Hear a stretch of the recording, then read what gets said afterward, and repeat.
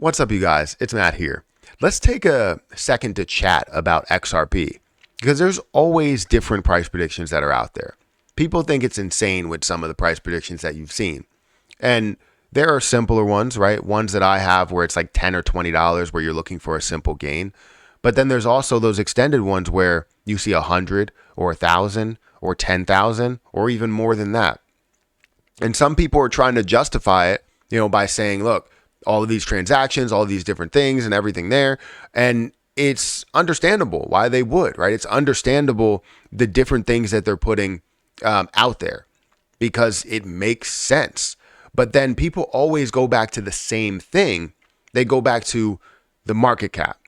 When we look at the market cap, yes, it is insanely important in crypto because we see those barriers. We see that Bitcoin struggles right at that 1 trillion mark, but then can surpass the 1 trillion mark, right? We see that Ethereum struggles to pass 500 billion. We see a lot of cryptocurrency projects that can't push past that barrier of 100 billion. So there's always that thought, like if it's an altcoin, it's not going to get above $100 billion.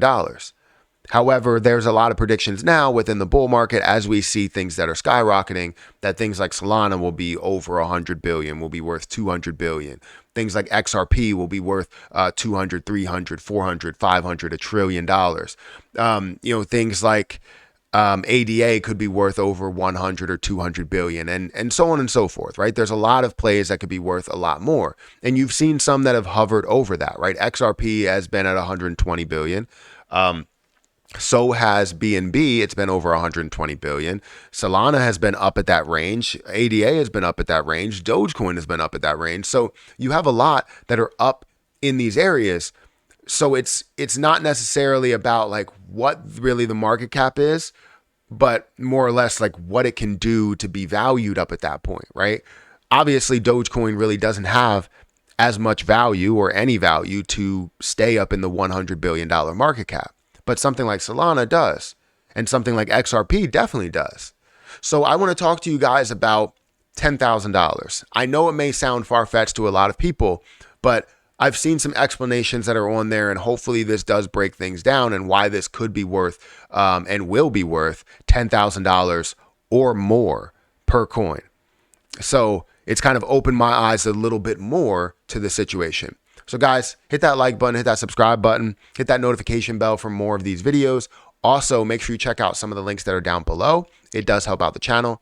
And if you guys want to follow me on Twitter, follow me on Patreon, those links are also in the description. Now, don't forget about my Rumble account. If you are watching on Rumble, I appreciate you guys. If you don't know what Rumble is, it's a video service platform, just like YouTube. It's just another platform to where I want to grow on. We currently hit 360 followers and we're on the road to 400 followers. So definitely, taking leaps. It's not as popular as YouTube, but it still is something that I'm trying to explore a lot more. So feel free to go over there and support me. The link will be down in the description. Now, let's talk about this, right?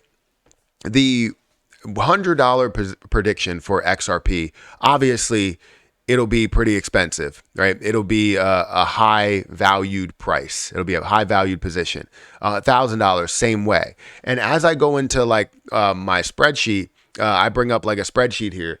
This is one of my exit plan spreadsheets, so it's not really going to do anything for you but give you what the market cap would be at certain levels.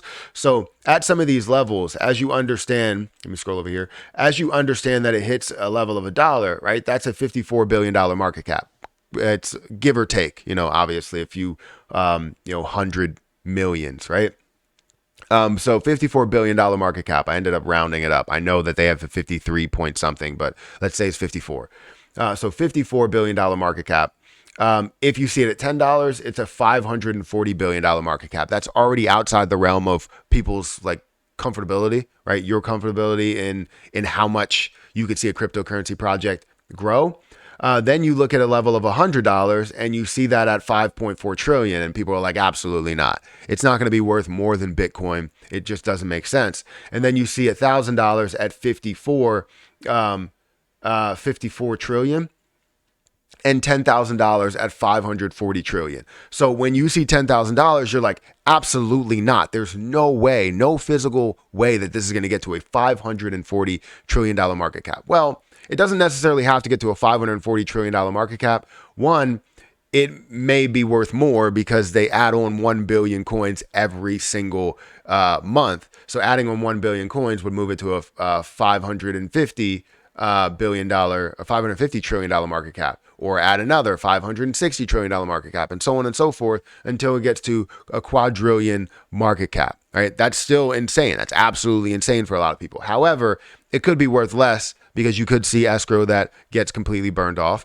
You could see the transaction fee, which is apparently around 0.00001.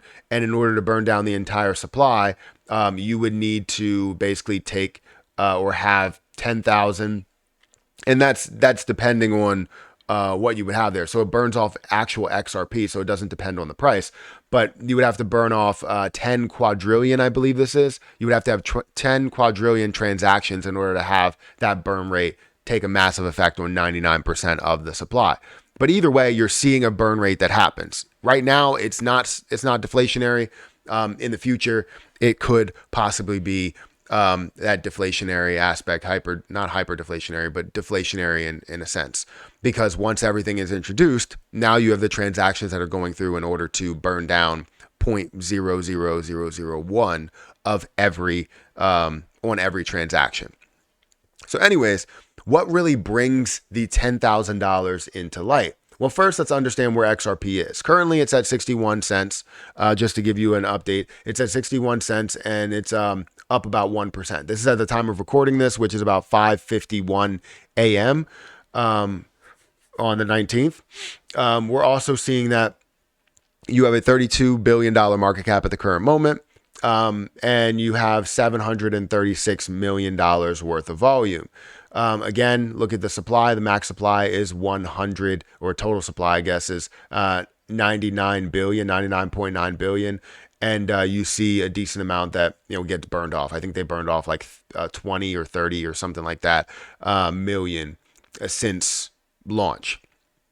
So, anyways, what's really something that does, change your mindset in understanding whether it can get to $10,000? So something like this, right? Can Ripple reach $10,000 by 2027? No one understands anything about crypto. Market cap isn't a determining factor of a crypto's price. It's just to tell you exactly what the value is of that position. XRP is designed for $10,000. One XRP can be subdivided by 1 million drops, where you see 0.00001 drops are burned every transaction. One drop can equal anything less. Let's say a drop equals 1 cent. Then XRP can be easily worth $10,000, right? The price of XRP needs to be high enough in order to be usable. In future governments, banks and corporations will be using XRP. This will be in the billions and trillions. If XRP was worth 30 cents or $3, its entire supply would run out instantly. XRP needs to be valued high to transfer large sums of money. I've recently come to the conclusion that XRP will eventually be worth 37,500 based on a value of 1 ounce of gold. Micrograms and grams of gold and other precious metals will be used to base currency on. Keep in mind that the dollar, as we know it, will not be used anymore, and revaluation of currency will be made based on 1918 gold standards. So the reason why this is significant is this portion up here, right? Saying that if XRP was worth 30 cents or $3, the entire supply would run out instantly. Understand that XRP has a max supply in what it does have, right? So 100 billion coins is the max supply that you do see there. So with a global spread, global movement and transactions that are happening, there's people that are holding this XRP. There's people that are saving this XRP and putting it aside, and then there's usable XRP. And just think of it like this, and I always like to go back to sneakers or something that has value to it. Let's say this Funko Pop, right? Let me go back to here. Let's say this Funko Pop, there's only 5 that's available, but it's used to trade for goods. If I'm holding this one Funko Pop and will never trade it, only 4 have the availability to actually have value to them, and the value has to be increased because this one will never go anywhere and never does go anywhere. So if those are heavily transacting and some are sitting on the sideline, you have a value that's a lot higher. So if you only have 100 billion XRP, and let's say it is worth $5, you're going to see so much that's going back and forth that you need to see that value increase to make sure that you cover for larger transactions and larger order flows, right? Because if something is worth $10,000 and this is worth a dollar, you're moving 10,000 XRP. If something is worth $5 trillion, it's not going to be worth one. Like, you can't have it worth $1 because now it has to be worth a lot more because you have to do that transaction in XRP. Does that make sense? Like, we look at the value of the dollar, we look at the value of regular currency, and we understand that they print more money, right? We look at gold and how gold prices end up rising based on, how that's transferable and more usable in other places. Obviously, I'm not really a gold person. I want to get into precious metals and all that stuff, but I'm not into that. But still, you only have a finite amount of gold, a finite amount of this resource. And if you do have that, then in order for that to be more valuable or transferable to the next person, it has to be valued at a lot higher. And you have to transact at that higher price. So with a 10 billion or 100 billion total supply, if you're doing trillions of dollars in